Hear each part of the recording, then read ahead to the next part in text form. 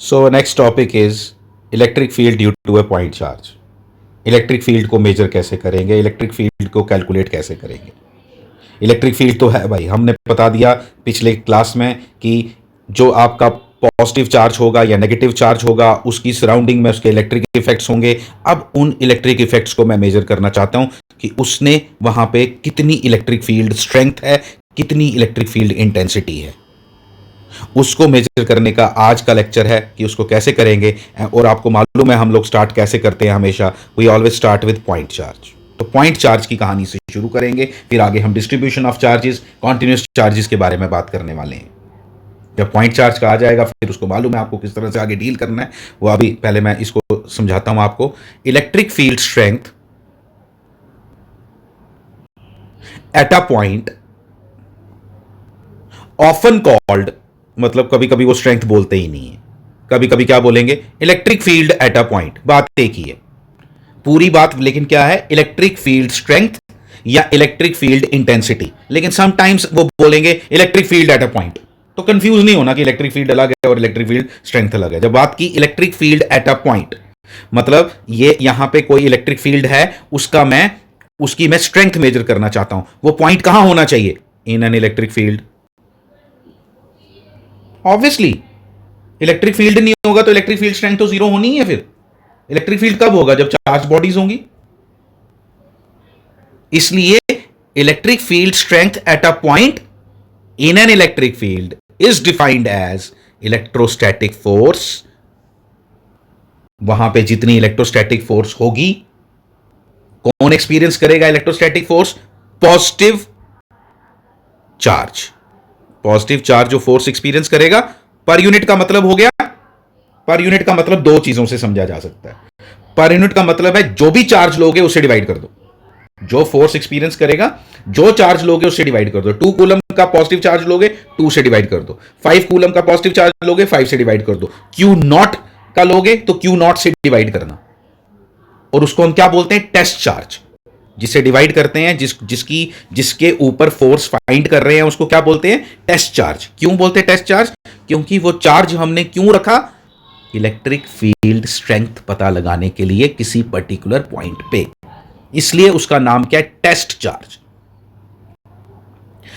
अब सुनो, तो मैंने क्या बोला, पर यूनिट का क्या मतलब है, पर यूनिट का मतलब है उससे डिवाइड कर दो, या चार्ज ले लो 1 कूलम का, तो 1 कूलम का लोगे तो डिवाइड करो या ना करो फर्क ही नहीं पड़ेगा, क्योंकि 1 से डिवाइड करने पे तो आंसर वही आएगा।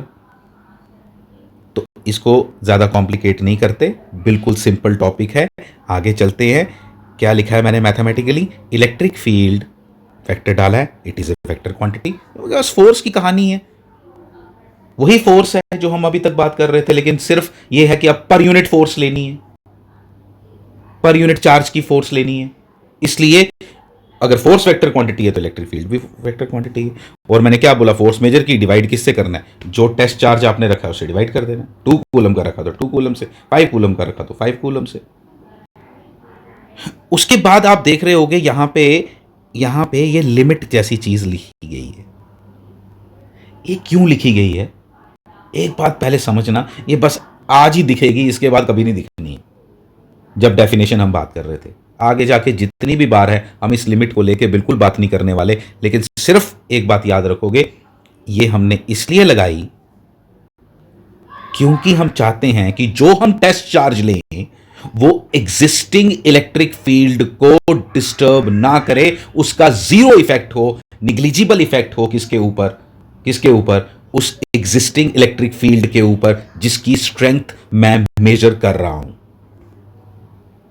इसलिए क्यू नॉट की वैल्यू हम निग्लिजिबल लेते हैं, इसलिए हमने ये लिमिट लगाया। मैंने आपको पहले ही बताया, न्यूमेरिकल्स जितने भी आगे करेंगे ये कभी यूज नहीं करने वाले, हम कभी भी यूज नहीं करने वाले। आप सिर्फ इसलिए कि अभी डेफिनेशन चल रही है, इसलिए प्रिसाइज होने चाहिए आपकी डेफिनेशंस, कोई आपके इसके ऊपर भी मार्क्स ना काट ले, इसलिए इसको लिखोगे और इसके रीजन को याद भी रखोगे और अपने पास नोट करके भी रखोगे। चलो आगे, अब हम वैल्यू निकालने जा रहे हैं। हमने क्या किया, ये एक पॉजिटिव चार्ज है, ये वाला, इसके अराउंड इसका इलेक्ट्रिक इफेक्ट होगा ही, बिल्कुल होगा।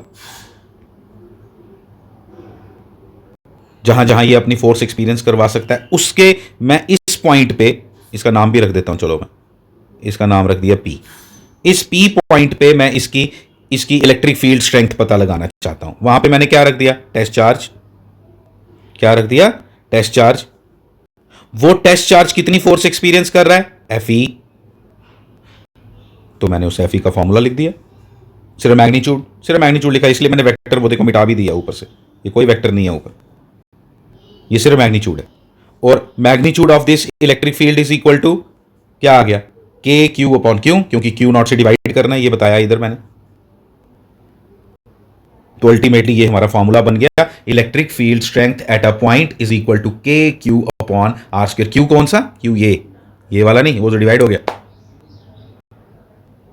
और दूसरी बात, डायरेक्शन ऑफ इलेक्ट्रिक फील्ड, जिस डायरेक्शन में आपका पॉजिटिव चार्ज मूव करेगा वो उसकी डायरेक्शन देख लो। चाहे ये नेगेटिव चार्ज है, इस पॉइंट पे इसके इलेक्ट्रिक फील्ड की स्ट्रेंथ कैसी होगी, इधर रख पॉजिटिव चार्ज, इमेजिन कर ले, अभी रख लिया मैंने आपके लिए, वो किस डायरेक्शन में जाएगा, ऑब्वियसली इस डायरेक्शन में जाएगा, डायरेक्शन होगी ना पॉजिटिव चार्ज की। इसलिए इलेक्ट्रिक फील्ड स्ट्रेंथ निकालते टाइम डायरेक्शन पता लगाने के लिए the charge has to be positive, the charge has to be positive. आगे चलेंगे, क्या लिखा है देखें। Electric field is a vector quantity and its direction is same as the direction of the force F E on the positive test charge. यही मैं आपसे बात कर रहा था, जो मैंने लिख के भी दे दिया आपको, यही बात कर रहा था कि F E on the direction of the force F E, direction किसकी, क्या पहले क्या लिखा है, the electric field is a vector quantity, और उसकी डायरेक्शन कौन बताएगा, फोर्स की डायरेक्शन, लेकिन कौन, किस पे force, positive. This positive is important, test charge has to be positive. ऐसा unit of electric field is newton per coulomb और वोल्ट पर मीटर। इसके बारे में बिल्कुल ध्यान नहीं देना, याद कर लो, आने वाले दिनों में खुद बताऊंगा, अभी बिल्कुल कंफ्यूज नहीं होना इस चीज को लेके, लेकिन याद रखना जरूरी है। कई बार बुक्स वाले क्वेश्चन डाल देते हैं जिसके अंदर ये वोल्ट पर मीटर यूनिट डाल देते हैं, याद रखना volt per unit is equal to, per metre is equal to newton per coulomb, volt per metre is equal to newton per coulomb, ये याद रख लेना तुमने, बिल्कुल याद रख लेना। Thank you.